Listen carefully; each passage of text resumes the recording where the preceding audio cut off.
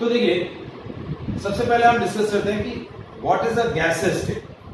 देखिए as we know that anything which has mass and occupies some space perceived by our sense and offers some resistance is called matter. And on the basis of physical properties of matter, it will be classified into three categories: solid, liquid and gas. Physical properties के basis पे हम matter को three categories में classify करते हैं: solid state, liquid state और gaseous state. ठीक है, अब इनकी बेसिक प्रॉपर्टीज जो है ऑलरेडी आप पढ़ चुके हैं लोअर स्टैंडर्ड में, हम फर्स्ट चैप्टर के अंदर भी हम डिस्कस कर चुके हैं कि गैस स्टेट क्या होता है। It is a state of matter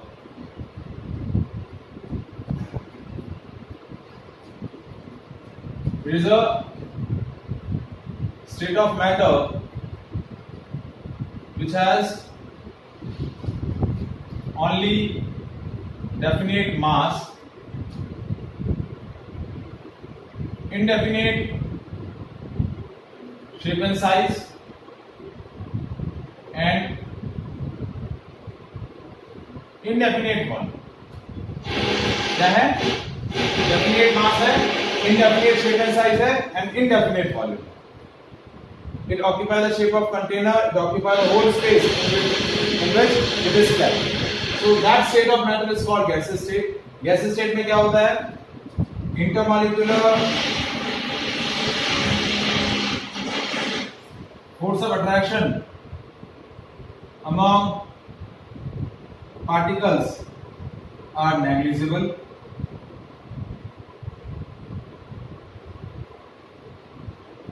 intermolecular force of attraction negligible होने की वजह से पार्टिकल्स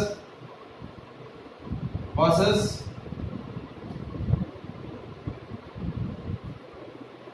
हाई काइनेटिक एनर्जी। क्या प्रोसेस करते हैं? हाई काइनेटिक एनर्जी प्रोसेस करते हैं। सेकेंड क्या प्रॉपर्टी रहेगी कि particles have maximum intermolecular space between them। उनके बीच में मैक्सिमम इंटरमॉलिक्यूलर स्पेस रहेगा, क्योंकि कोई भी force of attraction, negligible force of attraction उनके बीच में एग्जिस्ट कर रहा है तो दे मूव रैंडमली और जिगजैगली, काइनेटिक एनर्जी ज्यादा होगी और उनके बीच में मैक्सिमम फोर्स ऑफ क्या रहेगा? मैक्सिमम इंटरमॉलिक्यूलर स्पेस रहेगा। So that's why gas molecules occupy the whole space in which they are kept। जिस स्पेस में आप केप्ट करेंगे उस स्पेस को पूरा का पूरा वो ऑक्यूपाई करेंगे। So that state of matter is called gaseous state।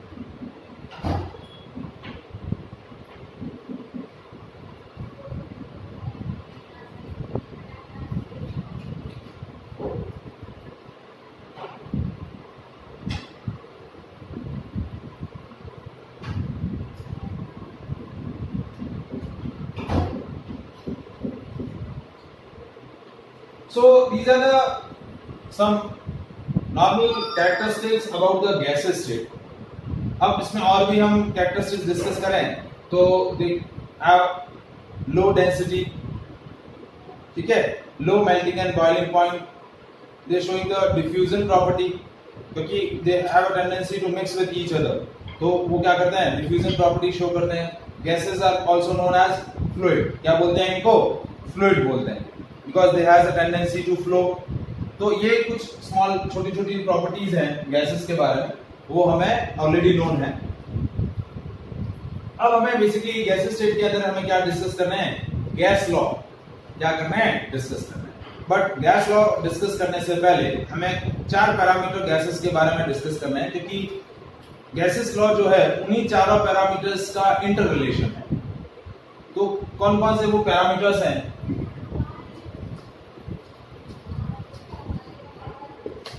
तो देखिए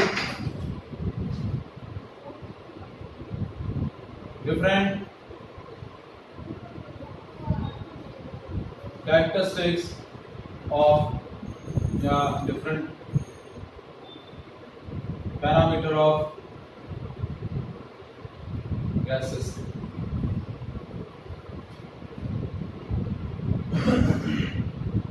सबसे पहला है प्रेशर। तो क्या होता है pressure? thrust acting per unit area. The force which acting perpendicularly on the surface, that force is called thrust, and thrust per unit area is called pressure. तो pressure क्या होता है? Thrust per unit area. क्या होगा इसका ऐसा unit? ऐसा unit होता है न्यूटन पर मीटर स्क्वायर या फिर पास्कल। तो गैस का प्रेशर भी क्या होता है? पास्कल के अंदर मेजर किया जाता है। किसके अंदर मेजर किया जाता है? पास्कल के अंदर। लेकिन गैस के प्रेशर को एक्सप्रेस करने के और भी ज्यादा तरीके होते हैं, और भी कुछ डिफरेंट तरीके होते हैं। जैसे हमारे अर्थ के सराउंडिंग में जो डिफरेंट गैसेस की जो कवरिंग होती है, दैट मेक्स अ एटमॉस्फेयर। तो एटमॉस्फेरिक प्रेशर जो है वो किस में मेजर किया जाता है? एटीएम के अंदर। ATM is 1 atmospheric pressure.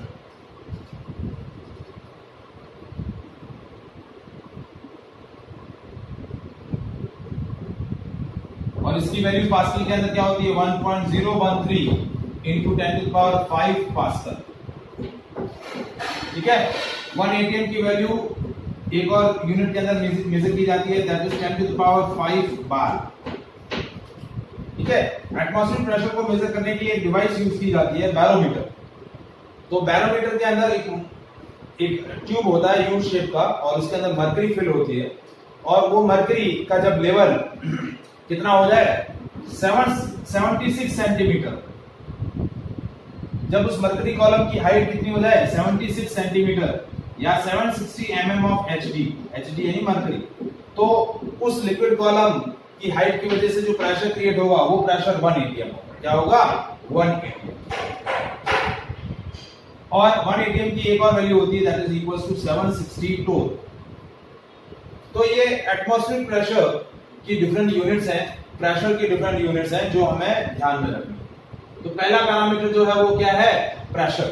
The thrust या force acting per unit area is called pressure. ठीक है। सेकंड पैरामीटर है आपका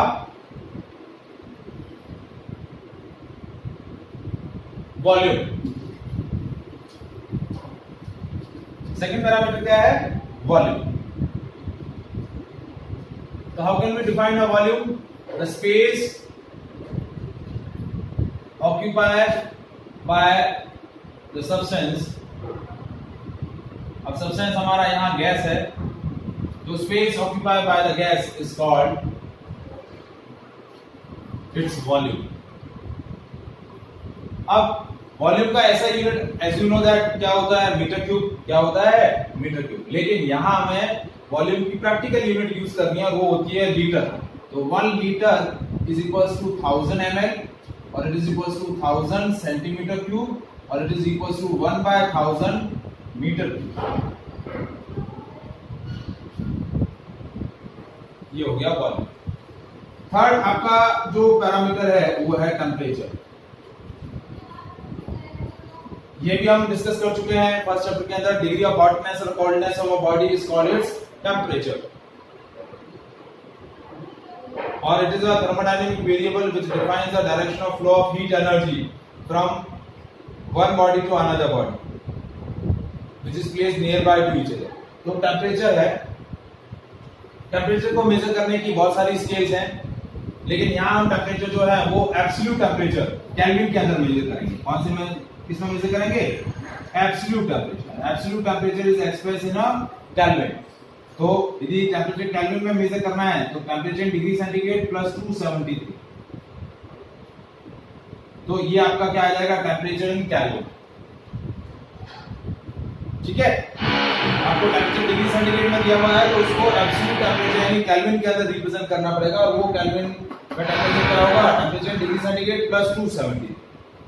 तो ये तीसरा पैरामीटर हो गया टेम्परेचर, डिग्री ऑफ हॉटनेस और कोल्डनेस ऑफ अ बॉडी, और it is a thermodynamic variable which defines the direction of flow of heat energy from one body to another. अब चौथा पैरामीटर है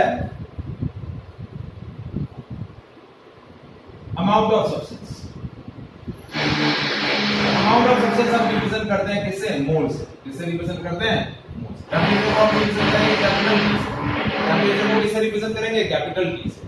और वॉल्यूम को रिप्रेजेंट करेंगे कैपिटल वी से। तो अमाउंट ऑफ सब्सटेंस क्या होता है? Amount of substance is expressed in the mole. 1 mole is a quantity of matter or quantity of substance that contain as many elementary particles as the number of atoms present in 12 gram of carbon 12. Carbon 12 के 12 ग्राम में जितने atoms present है उतने elementary particle जिस भी किसी substance में होंगे वो क्वांटिटी ऑफ सब्सटेंस क्या बोल जाएगी? 1 मोल। और 1 मोल कैसे कैलकुलेट किए जाते हैं? Amount of substance divided by molecular mass of substance. Amount of substance divided by molecular mass of substance. तो इसका जो रेशियो होगा वो क्या बता जाएगा? आपका मोल। अमाउंट ऑफ सब्सटेंस आपको क्या दिया जाएगा? ग्राम के अंदर, और मॉलिक्यूलर मास ऑफ सब्सटेंस वो भी ग्राम के अंदर। इसका रेशियो आपको क्या दे देगा? Number of moles. तो हम जो हमारा मेन टॉपिक जो डिस्कस करने वाले हैं गैस लॉ, तो गैस लॉ के अंदर हम क्या डिस्कस करते हैं? इन चारों पैरामीटर्स के बीच में क्या रिलेशन है वो रिलेशन हमें डिस्कस करना होता है गैस लॉ के अंदर। ठीक है, तो is there any doubt in this part to anyone?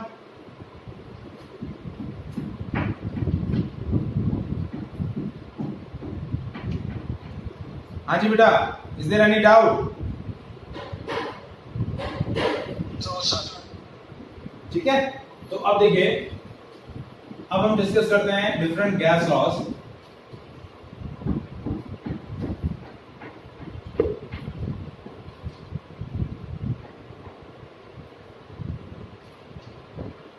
Gas law basically क्या है? That is the interrelation between these 4 parameters of gases state. इन चारों पैरामीटर्स में क्या रिलेशन होता है उनको डिस्क्राइब करने के लिए गैस लॉ डिफाइन किया। तो कौन कौन से लॉ हमें यहां डिस्कस करने हैं? Boyle's law, Charles law, Gay Lussac's law,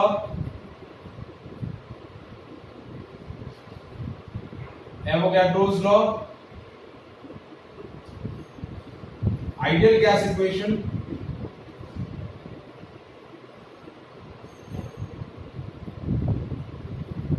Dalton's law of partial pressure,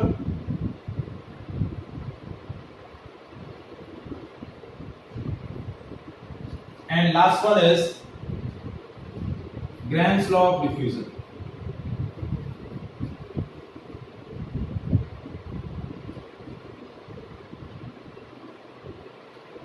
क्या है? Graham's law of diffusion. So these are collectively known as gas law. तो एक एक करके हम ये सारे लॉज डिस्कस करेंगे, लेकिन ये हमें टेक्स्ट बुक में नहीं दिया हुआ है, फिर भी हम डिस्कस करेंगे क्योंकि कंपटीशन वाले सेक्शंस में ये जनरली पूछा जाता है। ठीक है, देखिए बेसिकली ये चैप्टर आपको अच्छे से डिस्कस पढ़ लेना है। क्यों पढ़ लेना है वो मैं बता दे रहा हूं। फिजिक्स के अंदर ये सेम चैप्टर आएगा और उस चैप्टर का नाम होगा काइनेटिक थ्योरी ऑफ गैसेस। क्या बोलेंगे? Kinetic theory of gases. देखिए केमिस्ट्री का मैं ये जो चैप्टर है, चैप्टर नंबर 5 और चैप्टर नंबर 6 जो हम थर्मोडायनामिक्स डिस्कस करेंगे, ये दोनों सेम चैप्टर फिजिक्स के अंदर भी हमें रहेंगे।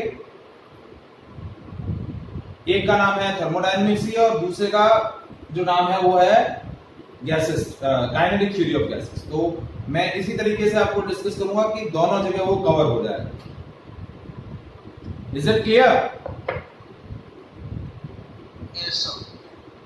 बिल्कुल भी दोनों में कोई भी चेंजेस नहीं है थ्योरी पॉइंट ऑफ व्यू से।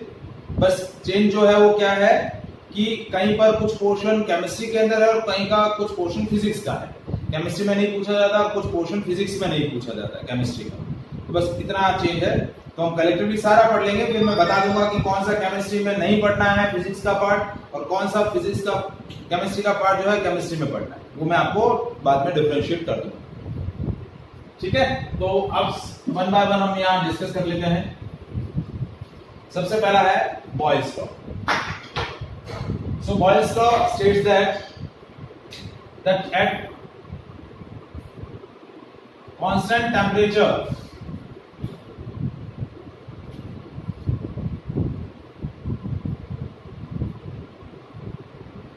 Volume of pressure of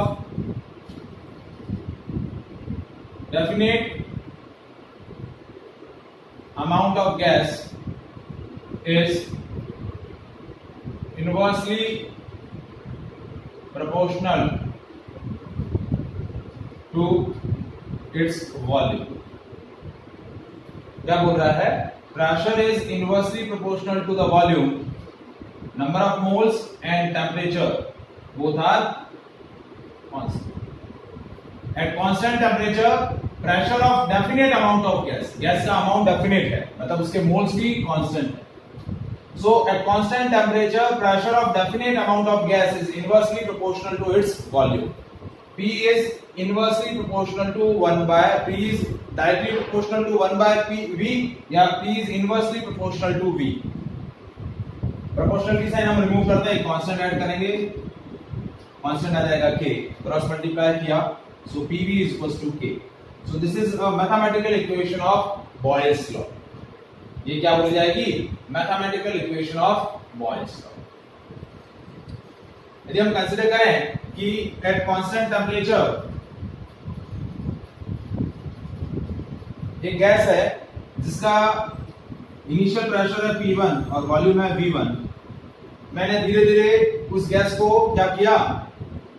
compress किया या एक्सपांड किया एट कांस्टेंट टेम्परेचर. तो एक्सपांशन या कंप्रेशन की वजह से क्या होगा? उसका प्रेशर चेंज होगा और साथ में वॉल्यूम भी चेंज होगा.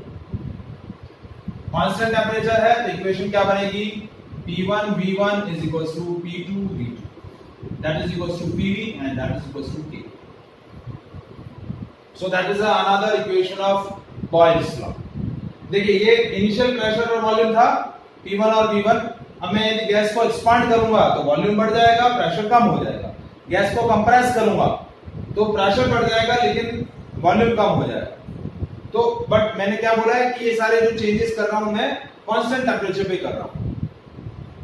क्या कर रहा हूं? कांस्टेंट टेम्परेचर पे. तो मेरी इक्वेशन क्या बनेगी? P1 V1 is equals to P2 V2. So this is a mathematical equation of Boyle's law. ठीक है. अब देखिए इस रिलेशन को यदि हम ग्राफिकली रिप्रेजेंट करें, if I am plotting a graph between P and V, तो ग्राफ कुछ इस तरीके से एक्सपोनेंशियली आपका डिक्रीज होगा. This is rectangular hyperbola. Maths के अंदर आप पढ़ेंगे रेक्टेंगुलर हाइपरबोला. ये आपका y एक्सिस है, सॉरी x एक्सिस है, ये y एक्सिस है. ठीक है. तो ये rectangular hyperbola. If I am plotting a graph between P and 1 by V, तो P and 1 by V तो डायरेक्टली प्रोपोर्शनल है, तो ग्राफ ऐसा बनता है. And suppose if I am plotting a graph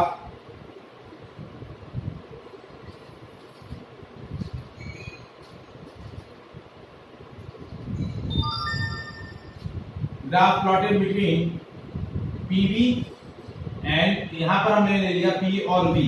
क्या ले लूं? या तो प्रेशर ले लूं या फिर वॉल्यूम ले लूं. और y एक्सिस पे मैंने लिया P into V. तो P into V का जो प्रोडक्ट होता है वो कांस्टेंट होता है. तो ग्राफ कैसा आएगा? कैसा आएगा? स्ट्रेट.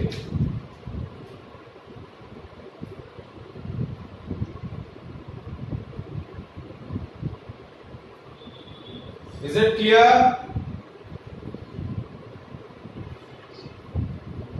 बॉयल्स लॉ समझ में आया बेटा?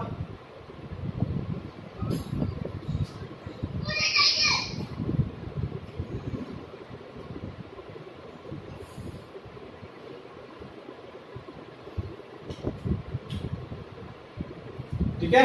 तो ये आपका फर्स्ट गैस लॉ है, Boyle's law. At constant temperature pressure of definite amount of gas is inversely proportional to its volume. Confirm? Next देखिए कितना टाइम बचा है बेटा?